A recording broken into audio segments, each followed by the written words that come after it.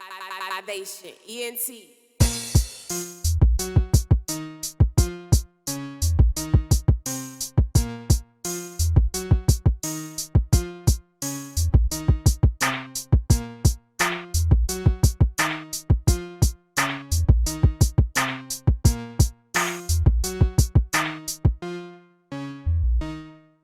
Speaking of being woke, man, I just want to welcome everybody to another special episode of LYVATION Conversations. We have a very special guest with us today, but first, I just want to introduce our panel. I want to give a big shout out to my man Scrapp, our West Coast affiliate, fellow LYVATION musician and artist. We got some great music that's going to be coming out. He's got a special project, man, that we just got confirmation on with the legendary Andrew B's. That project will be coming soon. Congratulations too, Scrapp, on that. Appreciate that, bro. Hey, right. thank you. Congratulations, brother. Yeah, Appreciate man. that, man. Yeah, hey, it's hard work from the team, though. It wasn't just me. That was a team effort right there. So I appreciate and salute the team for working on that. Yeah, man. So teamwork make the dream work. You already know, man. You already know. If you don't know, then you ain't gonna get nowhere in life. Facts. Also, I want to give a big up to my man Apex the Infinite with us today, our fellow LYVATION producer, artist, and he just turned activist during these days and times that we are in, so we appreciate your presence, Apex. We also have our Intermix Radio and Hip Hop affiliate, SHAN. She's going to be with us a little later on. She's going to be tuning in. But let me get right to it, man. Without further ado, I got to introduce a lyrical icon, international hit maker, the legend himself, MC SHAN, is with us today, ladies and gentlemen. Let's give a big hand. He's lying about all of that crap that he just said. He's telling a lie. What's up, SHAN? How you living, man? I'm chilling like a villain. Hey, man, it's good to see you, man. I'm glad you're in good health, man. We're just talking about health, and I'm glad our panel is in good health. And I just want to, dedicate this show, man. We have some of our panel members who have been afflicted by this coronavirus that's out here. So I just want to send our prayers to them and their families. And, I just want to dedicate this show to all those people who have been afflicted by this virus that's out here. Our thoughts are with everybody right now. So just want to send that positive energy out here to the people, man. And, our health is our wealth, man. And we got to start investing in ourselves. So. And also, since the coronavirus, if you want to get some money, invest in the coronavirus company stocks. Don't be stupid.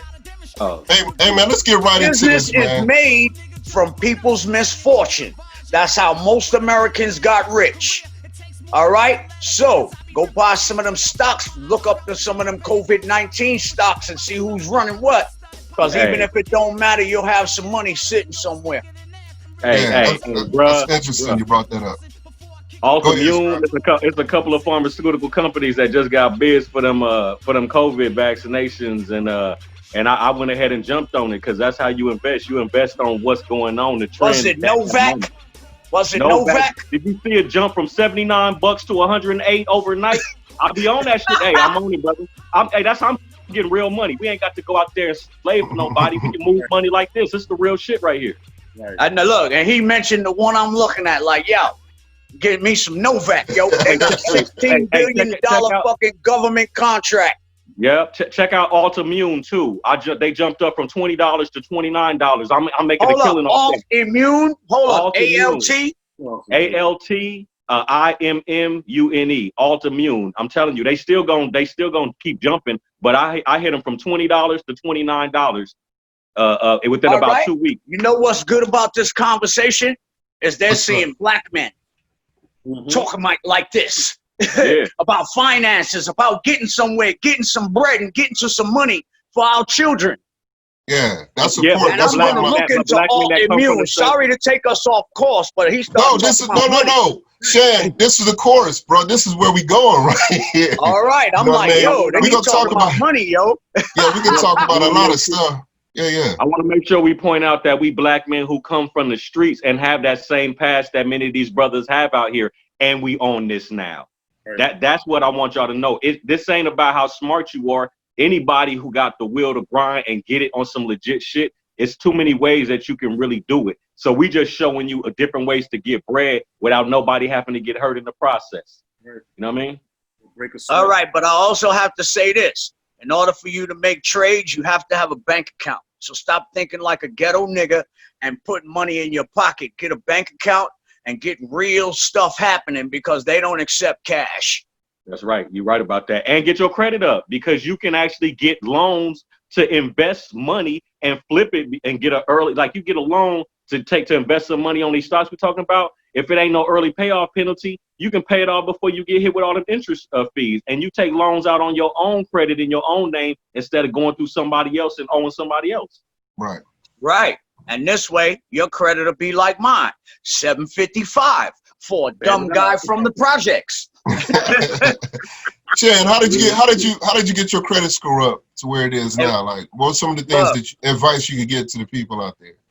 It took me time, and I didn't go through any credit bureau clean your credit, because all right, they'll boost your number, but you have to pay consistently for years and years and years. You can say, oh, I paid my credit off for 3 years. 3-year credit is still considered a baby. So you have to start working on your credit now, so that in 5 years, it's going to be mature enough to where you can actually get something. Right. At what, I'm not sure, but what age, like, it seemed like we should be investing in our kids, because I wish my parents would have invested in my credit early. That way, once I graduated high school, went to college and did certain things, I would have been set. Because most college students are in debt. You understand what I'm saying? So, especially when they graduate. What happens with black people is you go get $1,000 limit on a credit card. You think that's the come up. Yeah, I came up. Swipe the card, buy what you want, and then don't pay the fucking bill. Right. What is that? You know what I'm saying? You only setting yourself up for failure right then. $1,000, you can pay them back $20 at a time for months. And your number just keeps increasing because you keep paying the note. Right. Right. How do I keep my credit up? I got a car sitting in my garage that I don't even drive. I'm paying for it, but I don't even drive it. That's your credit up right there. That car. You saying that car payment is your credit investment as far as building your credit score up. Exactly. It's about managing debt. People don't understand. They go into debt trying to chase bread. But managing debt helps you get access to more bread, because if you pay folks back on time, just like anything, pay me back money I loan you, I'm gonna loan you more. You don't pay me back, you ain't gonna get no more, or I'm gonna put interest on it. So if you manage your credit in the same way and pay folks back when they loan you money, your credit score gonna go up. It's a natural effect. Right. And that, business loans, you know what I'm saying, line of credits, we talking about real money at this point. And look, what people don't understand is this the street game you playing? It's the same out here in the real world. You give me $2, I turn it into $4, give you back your $2, take my $2, invest it over again, but now I gotta thank you for giving me my $2, but I gotta up now. I don't need your money anymore. It's the same deal, same concept. Yep. Tell me these stocks ain't legalized gambling. It's just legalized gambling. That's all we do. And like you said, you're gambling on people's demise and shortcomings, though. See, this is the whole thing about it. That's what business is made on. Any businessman that you know, I'm taking advantage of this foreclosure market. It's not my fault you went into foreclosure. Has nothing to do with me. I'm a businessman. I can't have a heart. Oh, I got a house and somebody living in it. Oh, it's Corona, but I got to pay the note on my house, and that's dependent on you paying me. So if you're not paying me, I'm going to lose my whole house over you? Hell no. You got to get out. And get somebody in there that's going to pay. Right. And that has nothing to do with personal feelings. It's business. Every business in America, you have to be ruthless. Period. Look at how they do slumlords. Slumlords will have you in an apartment, the roof falling. They don't care. They don't care. I'm not that type of person. Yeah. I'm not that type of person, but I know the rules of business. You can't have a heart when it comes to business. Your family, none of that. You can't do it. You got to separate all of that. Business never personal. That's why. Or they're gonna separate you from your business money. Yeah. Now, what about, have you invested in crypto? Have you done any research on cryptocurrency? No, I haven't invested in crypto because I haven't seen the use of cryptocurrency like that popular. I'll check it out again, but they used to have Bitcoin machines, but it was too much crookedness going on with the regulations of Bitcoin. Now the government is trying to regulate it. It was supposed to be a money that the government doesn't regulate. Right. But the government found a way to regulate. You can't do this. You can't have Bitcoin cash machines and all of this. Nah, we ain't having that, shot. So they got it. That's funny how they got in the middle of that. I think that happened when they put Bitcoin on the stock market too. Yeah, the Wall Street. When Wall Street took over, that's when it got messy. I was making money on Bitcoin and them cryptos before Wall Street got involved, but they wanted to try to regulate it and bring it under control so you couldn't get them dramatic swings. I'm talking about there was some days where it would go from 6,800 to about 10 racks in a day. And if you made the right kind of jump on it, you would cash out like 3-4 racks just in a day, just off the swing. Once Wall Street got on, it started being more of like those low volatile stocks that don't move, that you really can't make no money off of. You know, it jumps up in small increments now. So I don't like regulation, and that's exactly why even the stock market, I play it close but not too close, because they be playing games with that too. If when you in it, you see the game getting played. Right. That's interesting. You got anything you want to add on, Apex? As far as that, no. Don't let that interest kill you. That's another thing that he said earlier. That interest will break you down alone by itself. All right, but see, now here's where we got to tell the trick. When your credit is good, your interest is this big. They give poor people 17 and 29% interest. But why? All right? And now here's why I didn't really mess with. Is that to keep you in debt? Go ahead. Is that to keep you in debt so that they get more payments out of you? Is that the trick to that? I'm trying to figure that one out. There's interest to that. But see, look, here's why I didn't really get into Bitcoin, because you have to have a dedicated mining system. All right, which means I have to go buy a couple of computers, set them up so that they can constantly mine for these Bitcoins all day. I wasn't ready to spend that to invest in the little profit that was going to come over with the Bitcoins. And you know, you got to mine for them Bitcoins, and you got to take time out your day to watch them computers process and all that. It's a whole job to that. It's unlike going on Robinhood and whatever the hell else we use. No, I'm not doing it. They got cryptos on Robinhood. I trade cryptos. I don't mine them shits. I never ever mined or bought no computer to do nothing with no cryptos. You trade it like a stock. That's why Robinhood trades cryptos. You can buy Bitcoin on Robinhood now. All right, but in the end of the day, I wanted to mine my own. I wanted to go out in the computer world and have my computer. You wanted to SHAN coin. All of this. You know what I'm saying? I don't have to go to Robinhood for that. I could have my computer at home doing the same thing that they're doing. See, that's just my way my brain works. I can't help it. Makes sense, though. I understand what you're thinking, though. I understand. But like I said, the interest. Yeah, speak on that. The interest that he's talking about, how they keep you, that's how they keep you. All right, let's say you buy a car for $9,000, right? Mm-hmm. The interest in the end of the day, you're going to be paying $13,000 for a car, but $9,000 is stuck in your mind. Like when you go buy a house, you say, I'm buying this house for $150,000.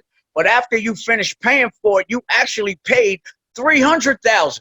But that $100,000 is stuck in your brain that you bought it for, but the interest, and so that's how they make their money, on the interest. The minimum payment. If you make the minimum payment on any loan, then you're gonna pay out the whole interest. If it's the whole ideal is make payments towards the principal. If you got a car note and a car loan, and your car payment is $300 a month, pay $600. And make that other $300 go toward a principal, so you can pay down a principal amount, because interest is based upon the original amount that you borrow. The quicker you pay down the principal, the quicker you lower the interest on that. But like Shan was saying, 0% interest if you got good credit, and 25% interest if you got bad credit, because the ideal is to keep poor people poor and keep rich people rich.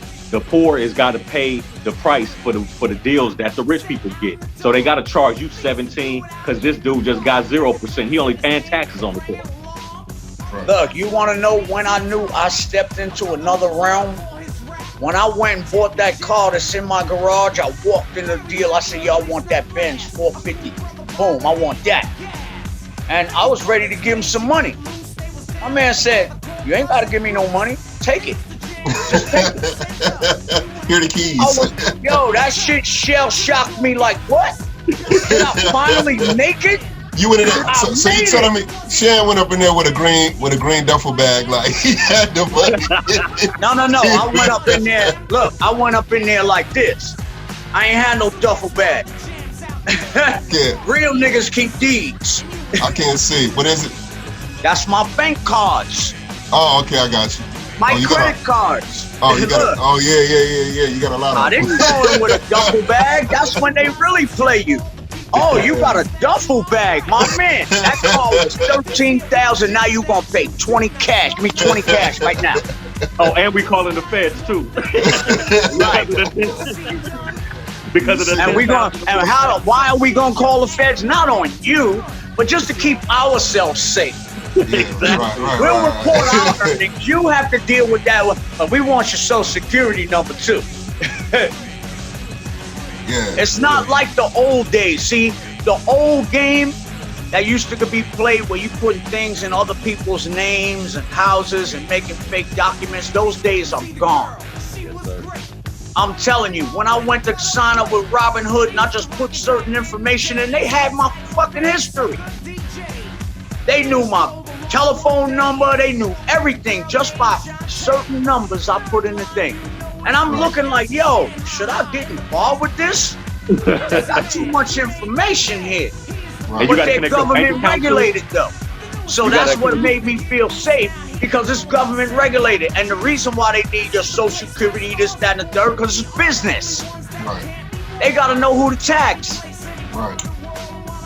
But your bank account is attached to it and all that. That's a lot of trust. You know what I mean? I had to really like get over that fact that I'ma let these people connect to my shit, you know what I mean? But the money that you make off that shit is priceless. From your phone, anywhere you at in the world. This is tycoon shit. Like, you could be anywhere in the world and you can make moves and make some money. And then I know you got the Robinhood debit card too, right? Not yet. Oh my dude, I got the debit card, so any money I make, man, I can cash it out at an ATM or just I pay bills with that shit, whatever, man. I don't use none of my regular money. With the money I make in there, I pay everything with the damn debit card. Well, I'm gonna look into getting a debit card from them. You know? It's called cash management. Just look in your settings and then say you want cash management, and they gonna send you the card. It's a little MasterCard from Robinhood. All right, that's what's up. See, we talking real stuff here. Yeah, man, I'm all about financial talk, man. You know, we gotta. Look it out. Oh, you got it right there. Let's hear him talk. Wait, let's hear him talk. He ain't said nothing the whole thing. That's the activist guy right there? Yeah, Apex. There, let's get Apex on. Apex, we want to talk about what you want to talk about too. All right.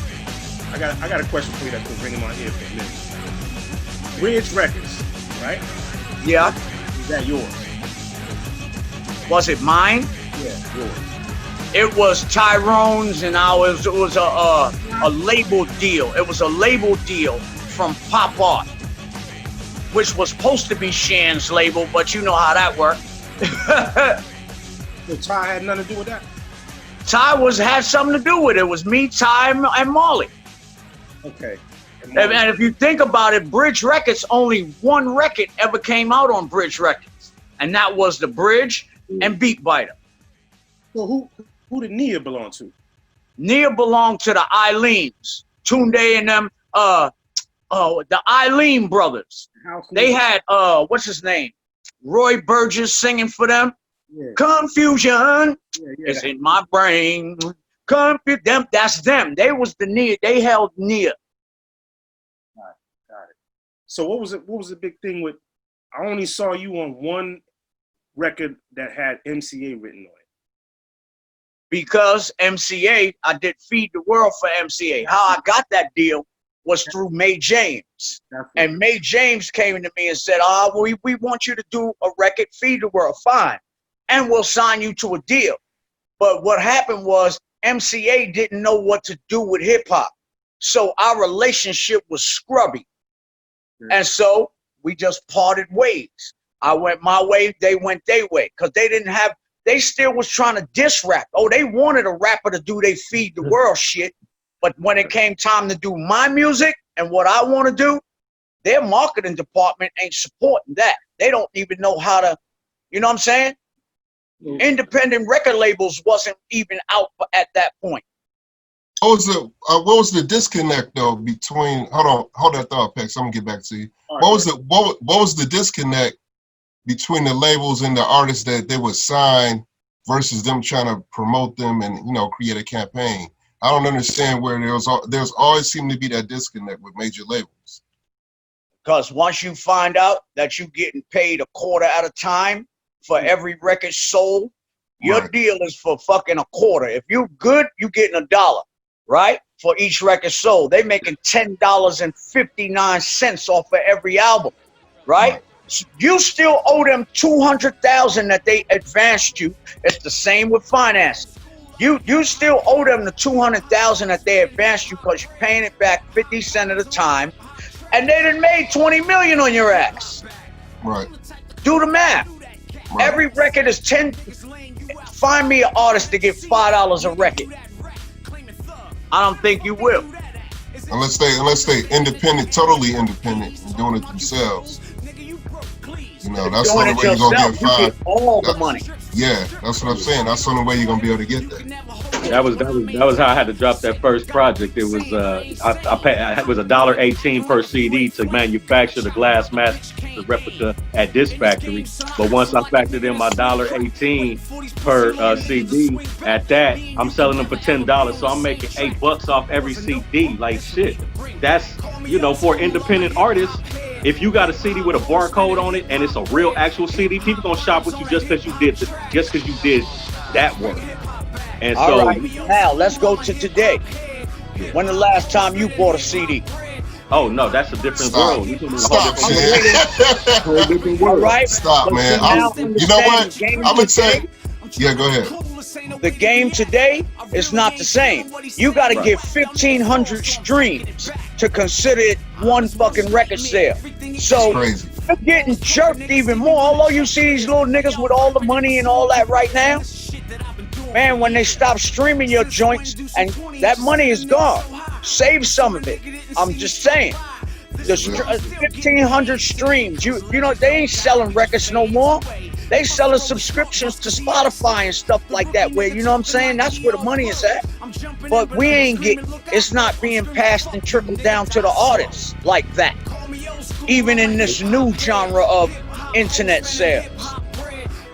Residuals is a thing of the past, basically. A lot you kill a lot of your residuals because it ain't a mechanical copy or nothing. Like you said, once the streams is up, the money's up. But with the old school way of doing it, having ASCAP, track your sales and your tours and all that, that's residual money that you can collect long after you leave here. It ain't much in the way of residual money left. No, it's not. And I say like this, I'm still, my records still play on Sirius. Some of these people's career nowadays is so quick that they hear talked about today and not talked about again. So it's like, you're done, because these people of this day and age, they don't hold anything. It's quick. Give me it now. On to the next thing. So your career could be over in one. I've seen it happen. J Money, first name, last name. That nigga's out of here.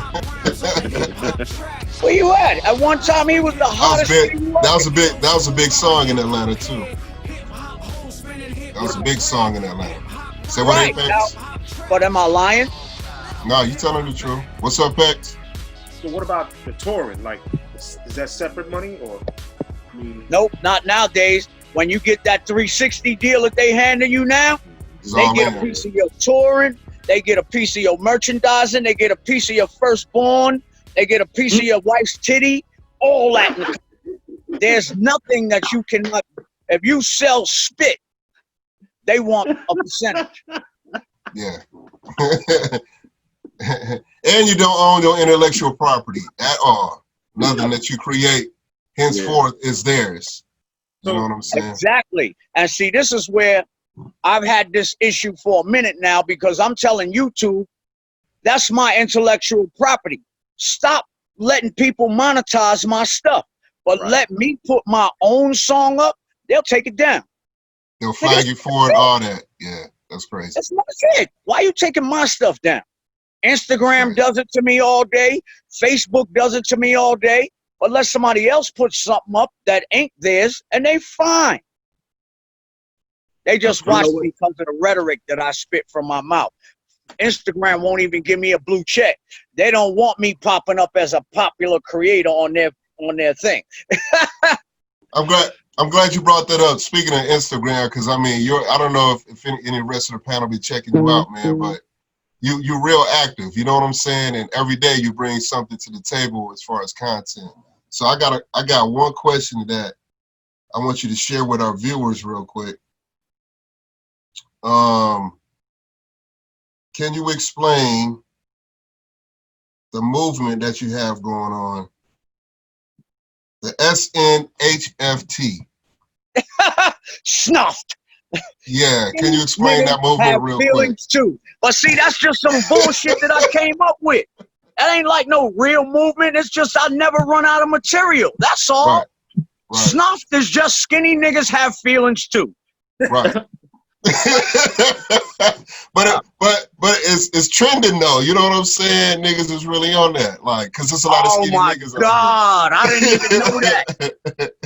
I did not know that. There's a lot of skinny cats out here, bro.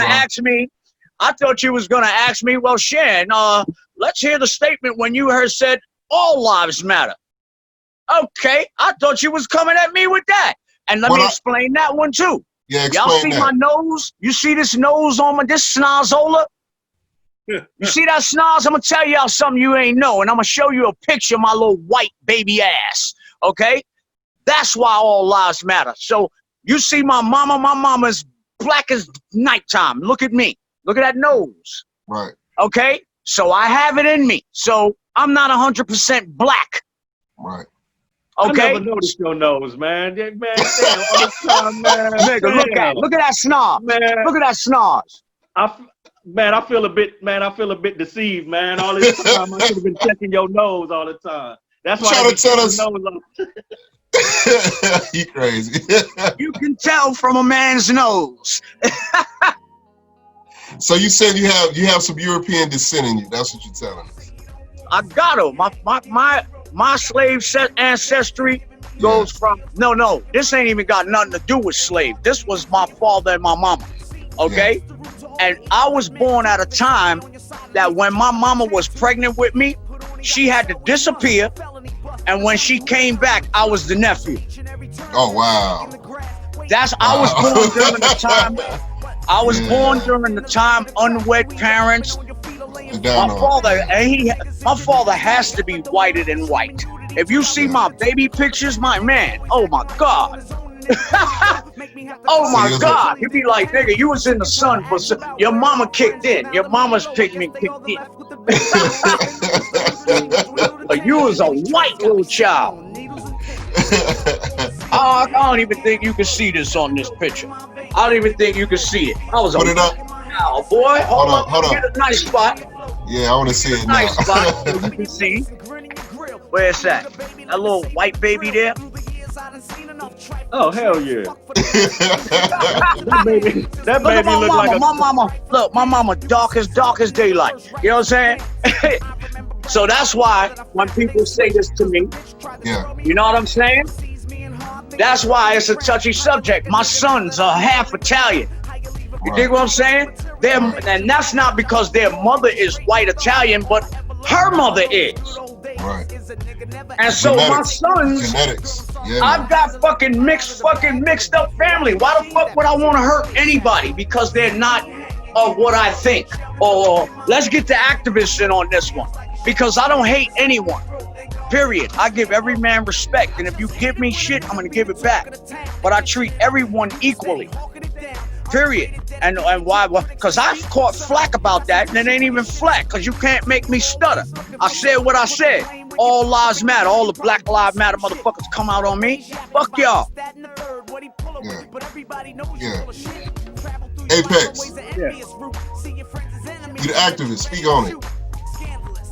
Yeah. How you feel about the Black Lives Matter statement? I think it's propaganda. Thank you. Thank you. They're making money off of it, pretty much. I mean, it meant something in the beginning, but then I seen how much money they were making when they wrote Black Lives Matter on 16th Street here in D.C. And then they put all these tables out and was selling all these, paraphernalia, and everybody buying. And then all of a sudden, we got Gay Lives Matter. And then, Yes, I was about to say that. They hijacked the whole fucking movement. Go ahead, keep going, brother. I like how you talk. Go ahead. We just ran with it, man, and that's why I said I was trying to say on one of our last shows. Our movement is a 2,000-year-old movement. It's totally different from the whole gay agenda and the whole alphabet people thing. It's not the same. It's not the same thing. We've been suffering and dealing with this bullshit for thousands of years. And they're making money off of this shit, man. And that man sitting in that White House right now is having a blast, man. He's just pointing at us and he's laughing at us, man. He's just making a mockery of everything that we're doing. So I don't know. Because none of it matters. Because instead of us, see, this conversation that we had on this show right here are the kinds of conversations that other black people should be having about finances, about fucking what's going on with our lives and what people doing to us, and that we should just, you know what I'm saying? The whole conversation needs to change. Like I said, I'm no longer going to call myself a real nigga. I am an authentic individual. So if you want to keep running around calling yourself a real nigga, you look like a real nigga. I'm an authentic individual. Thank you very much. Now, what's the difference? Tell us what the difference. We know that you're authentic, but for the people that might be a little, explain to them the difference. Here goes a real nigga. A real nigga will walk in with a wad of motherfucking cash to go buy a fucking car. That's a real nigga. And you look at him now, that's a real nigga. Look at him. Now, an authentic individual will walk into a place and have coof about themselves, and they'll pull out their credit card and they'll do all the things that they're. An authentic individual is totally different. For I want to desegregate myself from being called a real nigga, because I'm not that. So it sounds like you're saying real niggas do shit for show and authentic individuals just do shit. Do it for them. They just do it. It ain't for the fucking show. You know what I'm saying? You bought 2 and 3 cars for your friends to follow behind. Shit, fuck out of here. That ain't me. You know what? When the cops pull your ass over, please don't fuck with a real nigga. Look, I have to say this. The police know who to mess with. Okay? The person that they're gonna mess with the most is the one sitting there screaming, "I know my rights." I'm an authentic individual, same color as you. And I know that if you knew your rights, you would exercise the first one to shut the fuck up. Mm-hmm. So the cop knows to violate you immediately because you're a dumbass. Right. He's a real You don't nigga. even have to open your window for him. You crack your window. White people do it all the time. You know what I'm saying? They crack the window, pass the thing. You can do the same thing, but it's the way you approach the situation in certain cases is how the outcome comes, is all I'm saying. Now, I'm glad you brought that whole situation up, man, because I was checking out some of your catalog, and just checking out songs that I didn't know. Man, your catalog is crazy, bro. By the way, just I did crazy. that song 30 years ago. Time for us to defend ourselves. We're still going through the same thing, and people That is a want dope ass song. It sounded like you did it. It sounded like you did it last night, though. You know what I'm saying? When you listen to the song, like, man, he wrote that shit last night, yo. Exactly. And how long ago did you do that song? 20, 30 years ago. Wow. Police killed my man Richard Luke, right? I had a voice. So what I did was made that record, Time for Us to Defend Ourselves. We were sick of this back then. You know what I'm saying? So what does Shan do? What's up, brother? How you? That's Lord Devine. That's Lord Devine, one of our other LYVATION artists. Like, look, so here's how it went. I'm riding through the project. The police want to beat my ass because this nigga here, but they couldn't touch me for the simple fact he's a celebrity. They can do to me what they did to my. When the police used to come, I'll stand there and let all my friends who did the dirt get away.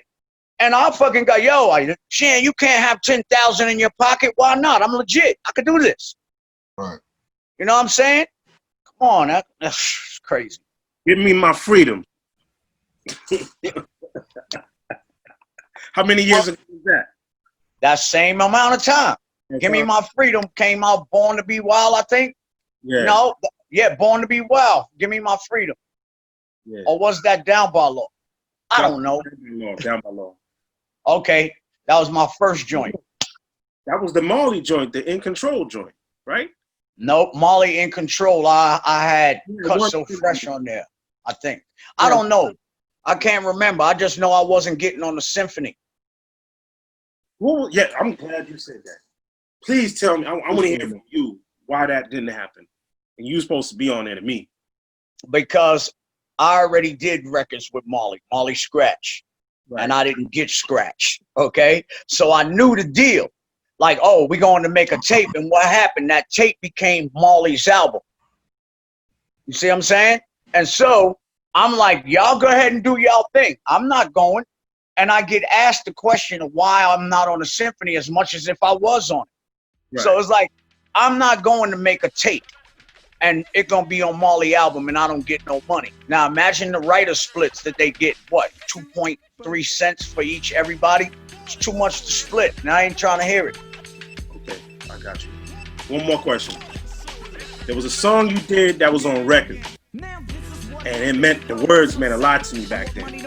But then you came out with a club version, and we was more gravitated to the club joint because it was like a more grimy joint. I'm gonna fuck you up.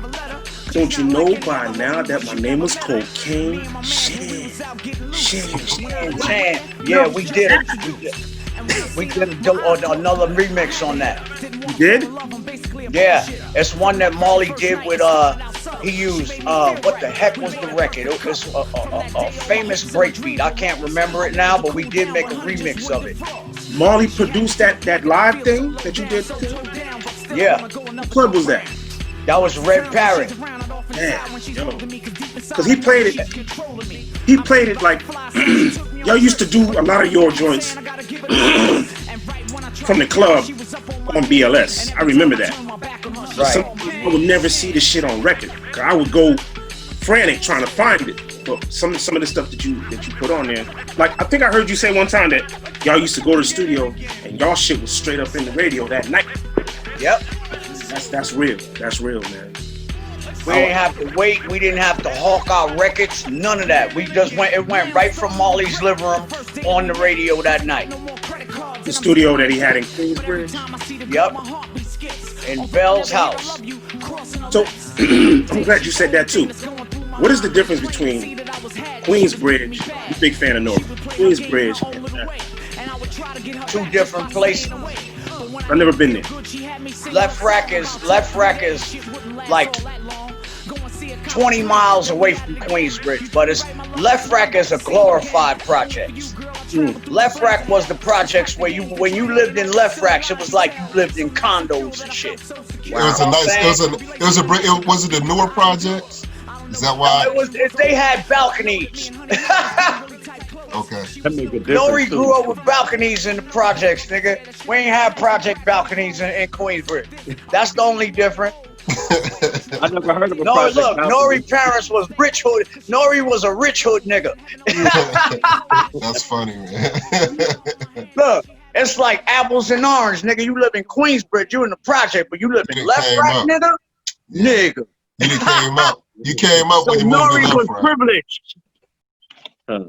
Privileged in the projects.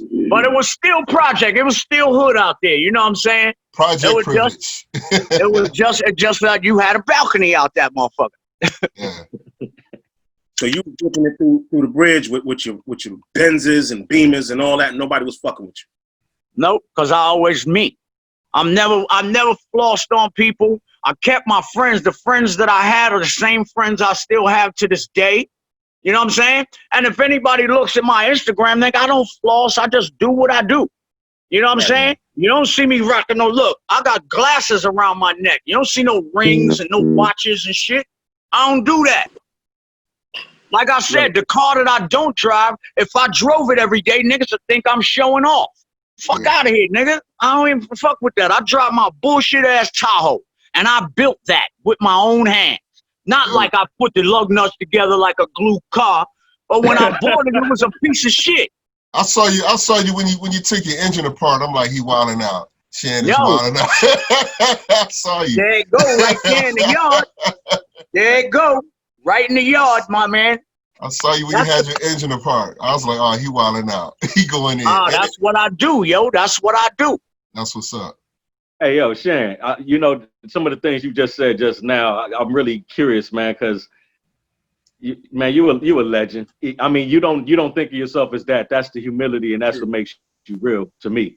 But longevity is something that I consider one of the most respectable traits out here, because people do shit, but they have flashes of it. They might have flashes of greatness or flashes of this. And then there's the people that had the ability to sustain for long periods of time. Like when you were just talking about, man, I did that like 20 or 30 years ago. You throwing around decades like they just years, bruh. How do you lend to longevity? What has kept you going this long, being relevant and just being Shan, a name that still means something to you just said it. You just said it. Being Shan. Right. Because if you look at it, I'm not selling people records now. I'm on Instagram talking shit every day. You know what I'm saying? This is just me. It's what I do. And if people gravitate towards it, then they do. I might not be a cup of tea. But this is just me being natural. And so forget records. I'm not out here trying to hawk records to niggas. If you fuck with me, you fuck with me. And if I put out a record tomorrow and you do mess with me on other levels, you be like, let me go get my man stuff. I mess with him. I'm not hawking nothing to nobody. I'm not like the rest of these artists that you see on here, and they be like just doing things to just try and keep relevant in a time like this. Nigga, ain't no shows nowhere. What are you doing? You know what I'm saying? Yes, sir. I feel you. See that fire he got? He had that same fire as the MC. I didn't know no MC back then that would come at him like nobody. I didn't know nobody. They would talk shit about you, but they wouldn't come to you and want to battle you straight out because you had that gift of gab like that though. Lyrically. And I still be talking crap. I was putting up videos on my Instagram just last week. I hold the song down by myself. No fuck a feature. That's what I call the series. Fuck a feature. I hold down a song by myself. And people asking me, yo, Shan, when you made this? I made that shit 10, 15 years ago. It's just in my catalog sitting there. And they thinking I made it yesterday. I ain't make that yesterday. I ain't been in a studio since I did Let's Bring Hip Hop Back 4 years ago, 7 years ago, or some shit. Yeah. Now, I'm glad you brought that up because let's go back about 18 years, right? 1992, man. What was I was on drugs. You got to be careful what you ask me. I might not remember.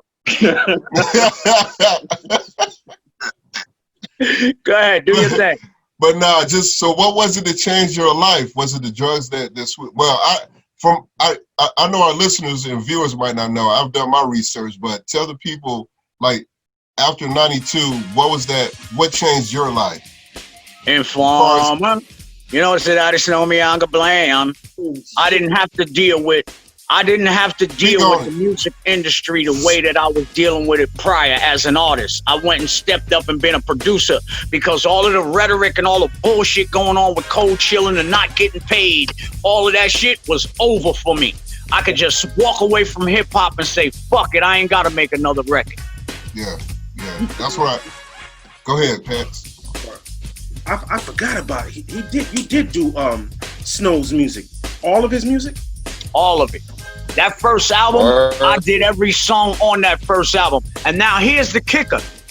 In 2019, Daddy Yankee went and redid Informer. Concama, it was over the Illuminati. Yeah. That shit is the nut. That shit, I just got an ASCAP plaque for it in 2020. Best song of the year. Yeah. You know what I'm saying? Yeah. The shit got Still almost Still 2 making money billion off that views. song. Look, Yeah. almost 2 billion views on YouTube. And Wow. that's what get me what the fuck. You know what I'm saying? It's like lightning strike twice. Wow. Is that not what we're talking about? Congratulations. Residuals, shit coming back for forever. But the paperwork had to be right in the beginning for the residuals to be there in the first place is the main important thing that I try and tell these artists. Stop just wanting to be the artist, the nigga that's on the record and shit. Learn your business. Because if you listen to me now, you won't fucking be fucked up in the end. I said that too. All you little young motherfuckers that don't want to listen to old heads because you think we old heads, we could have saved you from that 360 deal you stuck in now. All right. But y'all think y'all know everything. Good for you. But Shan, isn't that how this thing is set up, man, for the artists to come in and get raped like that, coming in the industry? Every artist gets raped. You get raped and jerked until you make a platinum. Once you make platinum, that's when your shit, that's when you start seeing some money.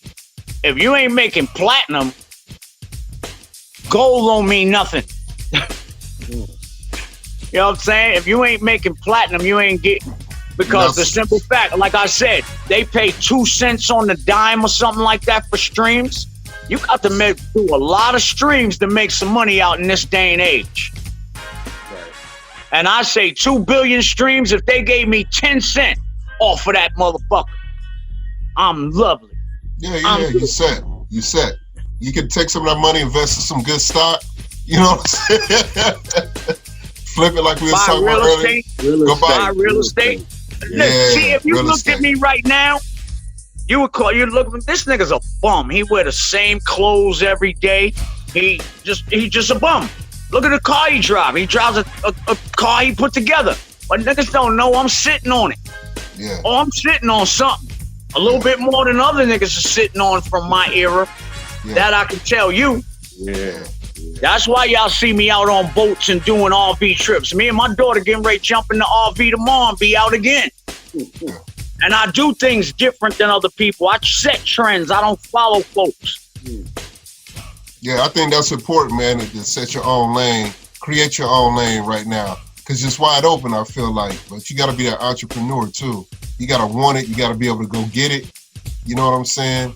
And keeping it is the main thing. Yeah. Absolutely. Yeah, I think money out here, you can get that fast money, but like you said, it's hard keeping it. That's where we go back to longevity, though. Longevity, you know, like you said, having some things. We all done had a gang of money pass through our hands. The end of the day, the only thing that sets us apart from anybody else is how much do you still have of all that passed versus how much of it just passed and you sitting on nothing right now. Man, back in snow days, I ran through $14 million. Hey, stop it, man. You lying to me, man. Stop, bro. I'm lying to you. I can show you checks. Look, I can show you checks. I can show you checks where I wrote myself $20,000 at a time. Fucking just writing checks to me. I had 6 cars in the yard, every fucking thing. I spent $14 million. Everywhere I went, I took 2 or 3 of my friends. When the money started getting funny, and I asked a nigga, yo, I need some. Oh, you cut your mic off, Shan. Hold on, Shan. I got him. No, there you go. We'll talk about that later. Your shit ain't till 10 o'clock. Thank you, sir. Oh, you cut the. Oh, I'm sorry. I thought you was talking to us. I can't hear you. You can't hear us? Shan, can you hear us now? I can't hear you now. Whatever he did, call my phones. Oh, that's what happened on mine, too. Oh, you got it. Go. Oh, yeah. Somebody. Oh, okay. You back with us? All right. That's what's up, bro. Now I lost the story. No, Tootie, you said 14 million, dog. You wrote $20,000 to himself. Hey, you cut off right at the point where you said you was writing $20,000 checks to yourself, and then you went mute. So all right. Now look, I took my friends places. If I would go somewhere, I would take my friends because nobody had it like me. It's a lonely spot being on top. And so when I start sliding down the hill, although I took care of niggas coming up, when it came to them taking care of me, it was like, nigga, ain't you MC Shan? What? All right, but I never was broke. I mean, 14 million. Look at my hands. I don't work. Never have. Never have. All right, so that informer has paid me from back when I did it up until 2019 when it was rehashed again. Smart business move it was. Yeah, kept it relevant. Is he still alive? Who? No. Yeah, he's still doing stuff. You must not be on Instagram or something. Yeah, I am, but I don't see him.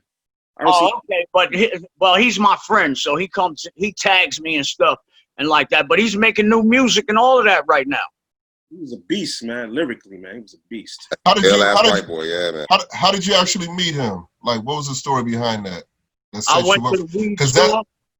I went to go get me some weed, and I ran into this DJ Prince, and the Prince said, "Yo, I got a white boy to do reggae." I said, "Yeah, all right, whatever." So came down there the next week. We recorded Informer that day. What? Recorded that day. Shopped him and everything. Took a minute, and the ill story about Snow is I would go with Snow anywhere in the world before I would go with some people that I grew up with. Snow was in jail when his Informer came out. Let's say it was tonight. We finished his album tonight. He got to get on a plane tomorrow morning and go to jail and serve a year. Oh, wow. In jail, watching TV with Informer and blowing up while he was locked up. Wow. He went to jail in a taxi and left in a limo. That's big. That's a story in itself. That's deep. Yo, and look, here go more story for you. You want to hear some more? Snow is my brother for life. When Cold Chillin' was dicking me around and shit like that, and I wasn't getting no money or nothing, Snow went out and stole to feed my family. Wow. Shit. His family, see, before Snow was Snow, the Informer, he was a thief. His whole family is mobbed up, okay? And so he come down here, I ain't got no food in my crib and shit. Like, Snow went to the store with steel steaks. Come to the house, fry him up. How could I ever disrespect that man? Ever. Right. And these are stories that people wouldn't tell because of their pride. I don't have pride like that. I got realness to say, yo, that man fed me. No, that's big. That's deep. That's deep. Yo, you might somebody call him Snow to hit him up. You tell him too much. Snow said, hey, you're telling too much, man. Calm down. That was Snow, huh? That wasn't Snow. That might be somebody watching us do this and figure I'm doing it from another phone. But that right there, man, I don't have pride like that. Anybody that ever looked out for me, I take care of them to full heart. Nah, that's respect, man. That's respect, man. You gotta respect that kind of loyalty too, man. Yeah. So let me ask you something. What's the relationship between you and Marley? Y'all still cool? Me and Marley cool as hell. All the shit I talked about him over the years on this internet site, that people don't be fooled by that. Me and him, we make money together. Know what I'm saying? We ain't got to like each other's opinion, but we like that money. We getting that money together. Yeah, you should never let that personal shit, take food off the table. Never. You should always be able to do business with a motherfucker you hate. You hate him, y'all do the business and go your separate ways, smiling. Right. Yeah. He did say one thing on Drink Chance though when he was on there with Norm. He said you originally from Brooklyn. But see, he gonna say I'm originally from Brooklyn, right? But nobody ever seen the video on YouTube. Go on YouTube, right? And put up MC Shan real stories. I showed my birth certificate. I saw with that. My address being 4008 10th Street, Queens, okay? Right. I'm more fucking Queensbridge than Marley. My mother just happened to take me to Brooklyn, but I always was in Queens. But how the fuck was I living there and doing the shit that I was doing, claiming Queensbridge if I wasn't there, you dumbass? Not you, but you know what I'm saying. He talk about you, Apex, you dumbass. He knew he was in Queens. On some real shit, people from the Queensbridge would have called you out by now anyway if it wasn't considered authentic. It wasn't like they would have just let that shit ride. You know what I mean? Exactly. At all. Now I'm gonna take it back to one more old incident, man, that we'll bring it up to today's day and age, real quick. What was the real? Now, was a fight between you and LL? Did it ever get physical, man? It never got physical. Huh? Never got physical. L used to try and bully me. L wasn't always as big as he is. All of a sudden, that nigga got big, and he used to try and bully me. And so he ran into me one night in Red Parrot. He like, yo, you better not come to Syracuse. You better not come to Syracuse. And I fucked the Cup creator about this to the day. Like, I went to Syracuse and I rocked him so bad, he didn't even get on stage that night. That's funny, man. And this story can be told to you by people from Syracuse that was there. Yes. It's not like I'm making this up. This can be actually documented and researched.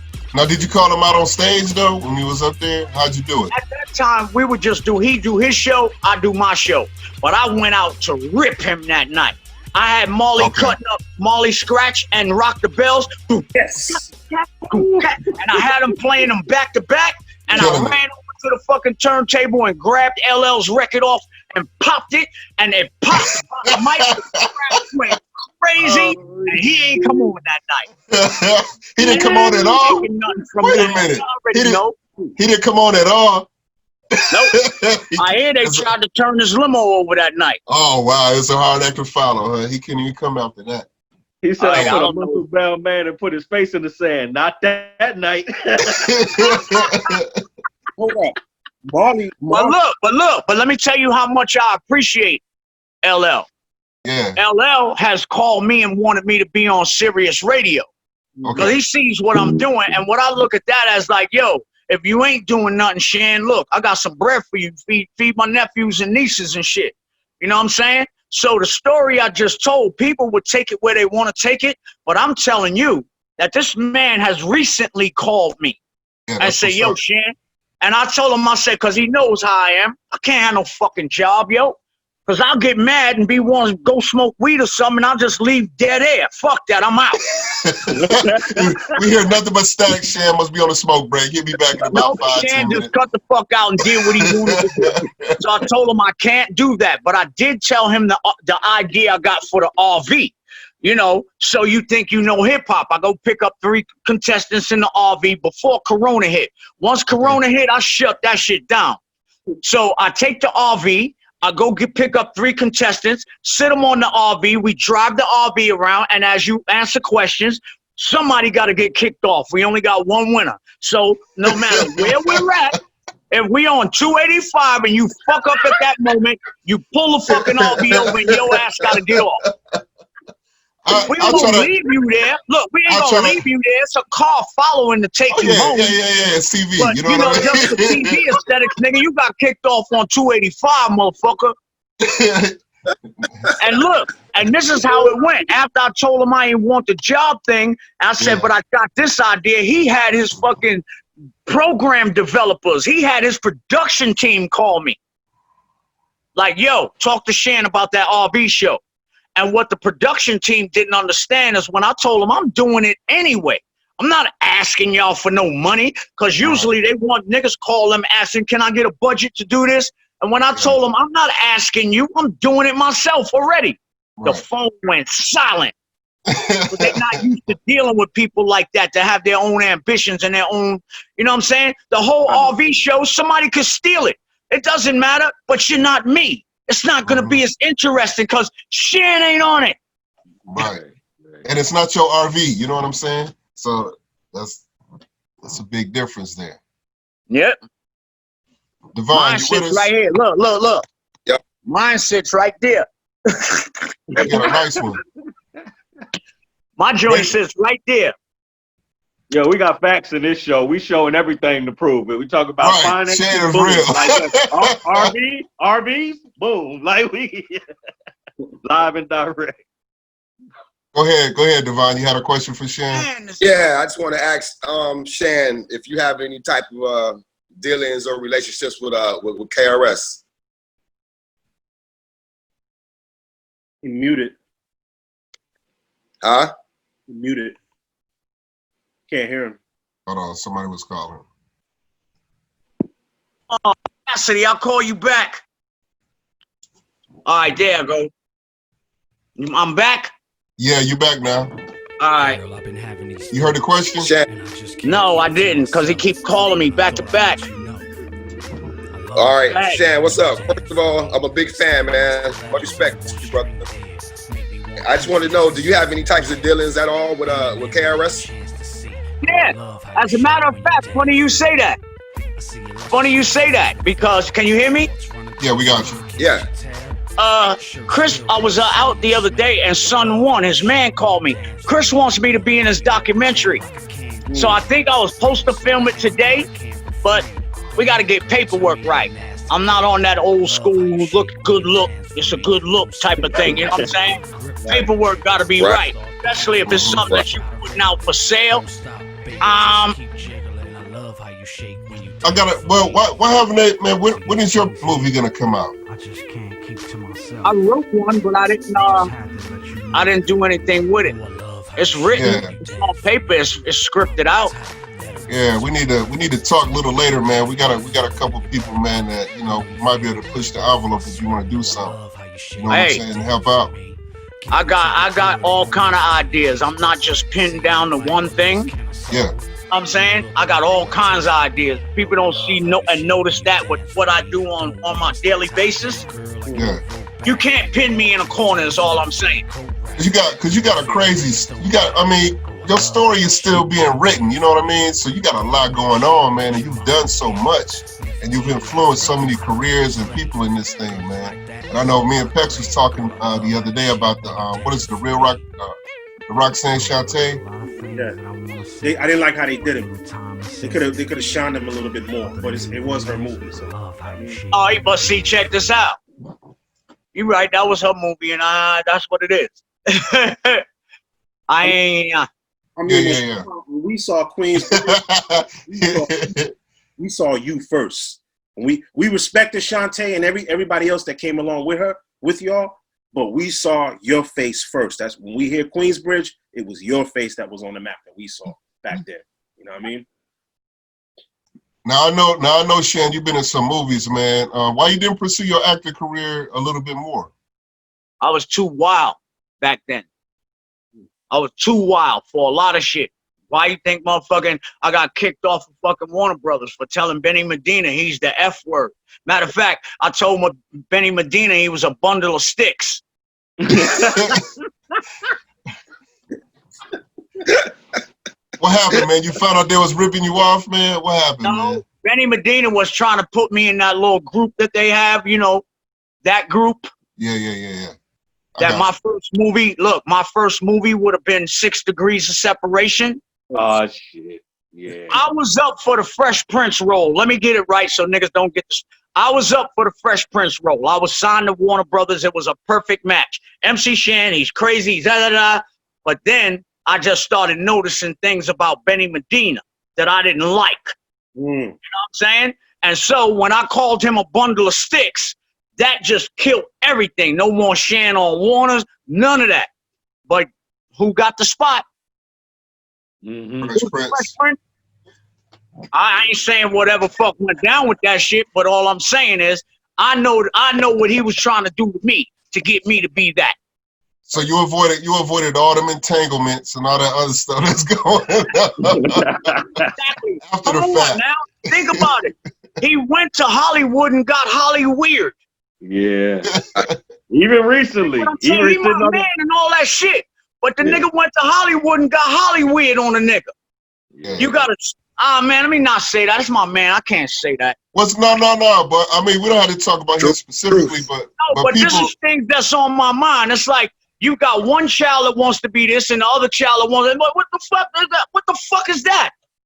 And you sitting on the table talking about how your wife done, messed around with another dude right there in public. Like, that's not a conversation we need to be having up for. No. That was smart. That was smart. You want to know why? Because instead of people keep on down about it, he put an end to it. You don't see nothing else about that shit, do you? Nothing. It didn't die down real quick. He killed That was the smartest shit he could have fucking did. Yeah, Look, makes sense. and I can tell you how I do the same thing with folks.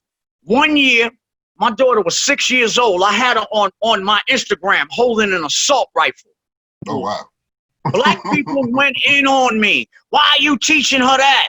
And then I show a picture of a white man with his grandson and his child and say, what's wrong with my picture? Look at this. They Me got and weapons. Takeout, TMZ, all of them got on my back. But I got on the internet the next day and I told them, you can kiss where the sun don't shine. And the whole story just disappeared. When you suck up to people, they put their finger in the wound and keep pressing it. Right. Hi, I got you. You can't do that to me. I'm going to tell you, this is what it is. Yeah, I did it, and you ain't got nothing to say. And I'll start clapping on you like a Brooklyn nigga.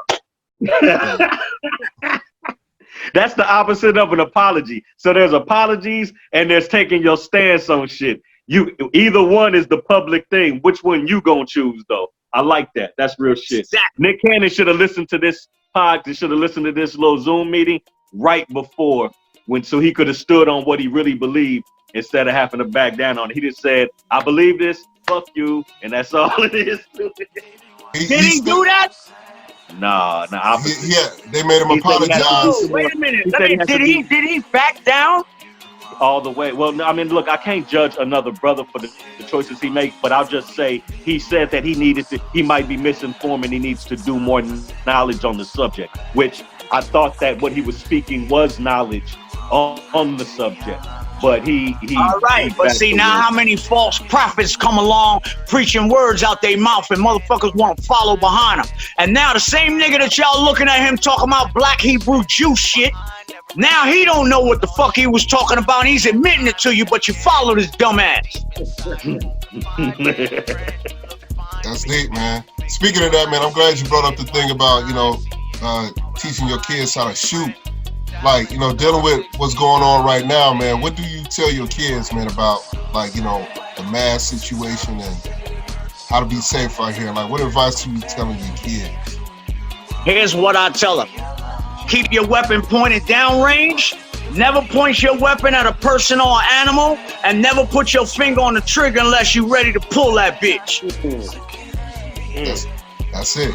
Breathe, relax, aim, squeeze if you need to. That's what's up. That's what I teach you. Now, if you see, I be having her do target practice with BB guns. She got an automatic AK or automatic M16. I be teaching her right there in my backyard. People go on my Instagram now and scroll up 2 weeks ago. You'll see my baby out there, pop, pop, pop, pop, pop, bow and arrows, all this. Yeah. I do things different. Stealing Johnny Famous's line. I don't do regular. Yeah, that's what's up. Anybody got any more? Go ahead, add on. I was just gonna say, man, that it's amazing that the people that oppress us teach their children and they practice self-defense in every way. But we're criticized and ridiculed when we decide to do the same thing. Every people has a right to defend themselves, especially when we are the assaulted and not the aggressor. So I just say that I fully support, not that you even need it, but I fully support black folks bearing arms and defending themselves at all costs. Because when you are assaulted, then you have to be smart about it. And I'm gonna add on, and all of you little young savages out here in the hood killing each other, fuck off. You need to get stood in front of the firing squad, and we need to lace your ass the old-fashioned way. We don't need to call the police on y'all no more. We need to start policing our neighborhoods, fucking these little bastards up that's doing shit in the neighborhood, and we want to scream, oh, somebody else is killing us. We never talk about how much we kill us in the hood. We just want to be a blind eye to that shit. We ain't talking about that. But the cop killed so-and-so, yes, let's make a movement. Let's make a movement and stop killing each other. You see, I'm passionate about certain shit. Just makes me passionate. I can't help it. No, we all for that same energy, man. We all got that same passion. We tired of it, man. It's time for change. That's why they always say, if you want to, you got to be the change that you want to see outside of yourself first. You know what I mean? You got to start inside. And that's why I'm loving all the thugs that's on the internet saying, do something in the neighborhood. We're going to tear you a new I'm loving that part. I'm loving that. Yo, you come in the hood shooting babies, we ain't calling the police. We gonna handle that with you right there, right then. And it's gonna be a done deal. I love it. I'm not advocating violence, but if you catch one of them savages, violence only begot violence. Policing ourselves is the only way we can get rid of the dependence on police coming in and abusing us. If we handle our own things, like you said, anybody killing your own people, you cannot claim to be for anything other than what them other folks is for, because you're doing their work. You literally doing their work. But also understand that the police are not there to stop crime. Police are never there when the crime happens. Police come after the crime, period. They're never there to stop the crime. How many times have you gotten to something, the police standing right there, oh, nigga trying to rob me, they'll go to police, I'm going to police. Never. They're never there when you need the police come after the situation. So if we're going to stand there and let Shorty pop his gun off in the hood and kill that 1-year-old baby, that's our fault. Absolutely. The police their job is to protect property, not life. And they don't. They protect property. They protect rich white people's property. That's what they do. That's why whenever there's a riot, you don't see the police in the hood trying to stop nothing. They go to the white neighborhoods and they build up a shield to protect them and their property. So at the end of the day, as to say, niggas, stay over there. Don't come here. We'll beat your ass. See how freely I can say nigga? You see how freely I can say nigga on these things? But let me say bundle of sticks. Woo! Shut you down. But they use civil rights to get what they want, though. That's the funny thing. They use the work that we put in to get the ability to use it stronger than we can use it now. Because you can say nigga on anything, and any white person can just apologize, and that's it. They made that fool Kevin Hart apologize, try to make him apologize twice for the same thing. Right. You mean to tell me once ain't even good enough? Like y'all got that much power where you got to say sorry? What the fuck is that about? That's because they ain't never ran into Shan. Yeah, man. You never ran into Shan. Fuck it. We're returning back to the original way. Sometimes you can't let your integrity go. You have to stand on your integrity. You got to stand for something sometime. And I'm kind of disappointed that, Nick, you did that, man, for real. And then you went back and said, I got to try and learn some more before I say something. So you was being a false prophet to me, motherfucker. Fuck you, nigga. Yeah. You still my man, Nick. You still my man. But fuck you on that other shit, nigga. You just don't got the same look to me no more, nigga. Puffy said he would give you a motherfucking spot, nigga. You didn't want to run with them and tell them niggas kiss your ass. What the fuck happened? When he turns back on that, that's what, when you got options, you can actually say what the hell you want to say and stand on it. When your money ain't coming from just one direction, when somebody's supplying your source of income, they can really guide your narrative. That's what them record deals be about. Now, we think we need you to be a little more gangster. That's what's selling today. So, nigga, I'm born I went to Harvard.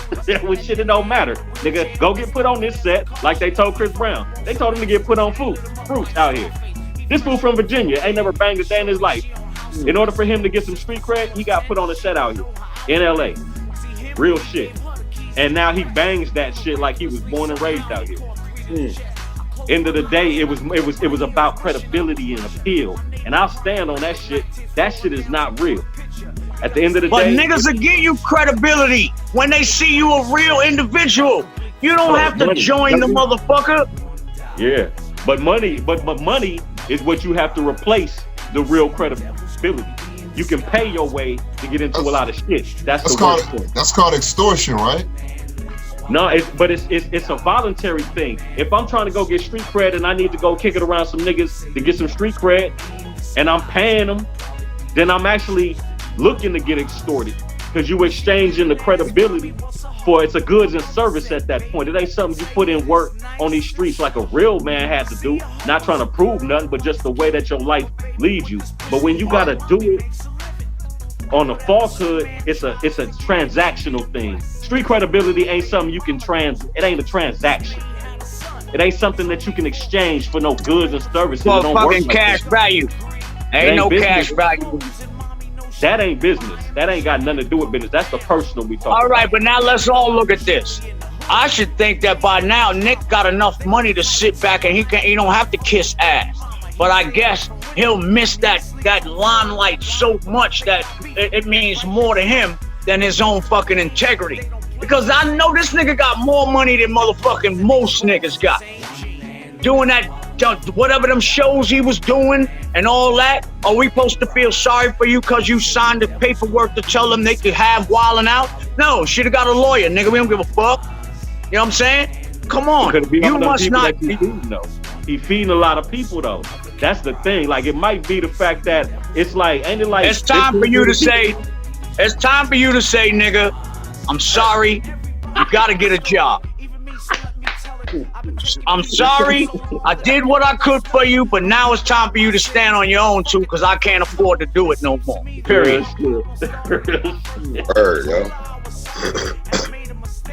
I'ma fuck myself up to fucking keep y'all niggas good? Hell no. That makes sense. When did that click for you, man? When that day you asked somebody for something and they said you MC Shan, why you not? Yep. That changed. And that's that ruthless business thing. That's that ruthless business thing I was telling y'all about. That's that ruthless business. Now, I'm not gonna keep y'all up. I gotta do my own thing. That's ruthless, but it is what it is. Go get your own money. That's how you raise men around you instead of a bunch of boys that need a father figure and shit. At the end of the day, if you the one that's feeding everybody, then you replacing everybody's daddy and shit like that. But if you make it, but then you know, even at home, it's time to get your ass out the nest, motherfucker.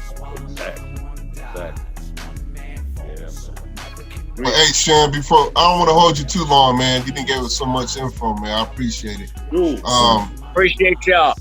But real quick, man, before we get up out of here, let our viewers know something about you that they might not know or they can't research. I did. Yeah, he hit me with that one. Yeah, that's new. I've never heard you say that before. That's true.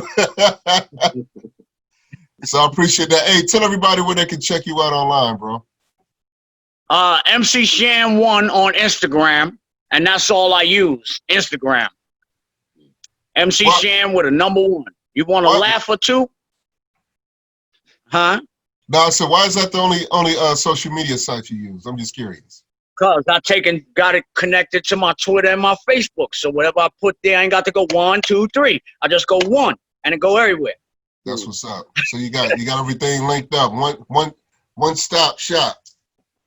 Right, I ain't got time. Y'all see, I got ADD. I can't be there that long. I gotta go, move, I gotta go. You know what I'm saying? What new projects you working on? You got anything new that we could be looking forward to, man? Nope. Okay. I'm enjoying life. Hey, bro, man, I'm not mad at you, bro. I'm not mad at you. So, you're not back in the club. They haven't opened up your club back up? You haven't been doing that? That club is open, but I can't because I caught a felony, so I can't get a permit no more. Oh, I got you. Okay. Look, they waited till I got to Georgia to try and give me fucking felonies and shit. Like, come on. But what that was is because I used to walk around with my gun like it was Wild Wild West out here. They like, we got to get this. So they got me with weed and a little bit of empty pack of goodies. Yeah. It was empty. Yeah. And they made it a felony just to get my gun from me. Tried to give me 8 years for it. I'm still on papers until 2024 for bullshit. Gotta watch yourself as a black man. Y'all didn't know that about me. I told y'all something. There you go. I appreciate you, man. Don't mess with Shan to be packing. I can't touch a gun. I don't have any weapons. My daughter has BB guns. I'm not supposed to have weapons. Right. Yeah, be safe out here. But hey, I just want to thank everybody for tuning in. I want to thank you, Shan, for spending this time with us, bro. Anytime you want to come on here and talk about some issues, promote anything, share some good information, we always look forward to the music that you are here producing and create, man. You got a home right here at LYVATION Conversations. I'll hit you straight up. That's but look, gotta thank you for sending fish bait. I got it. It's coming. I got fish bait on the way. You're a good man. My thing keeps spinning, man. I don't know what's going on, man. I've been having issues with my phone all day. Yeah, girl, you know we've been going through this because you got me on the line. But y'all go ahead and be good. I got to set up for this next joint I'm doing. Just do us, you know Yes, what I'm sir. saying? I'll talk to you later, bro. Everything, but Yeah, I'm gonna be in touch. all right, looking so good and all that. You know how we be getting down and everything. Is it you and I, you and my best friend? Or should we just play a silly game of pretend? We could be the pawn and we're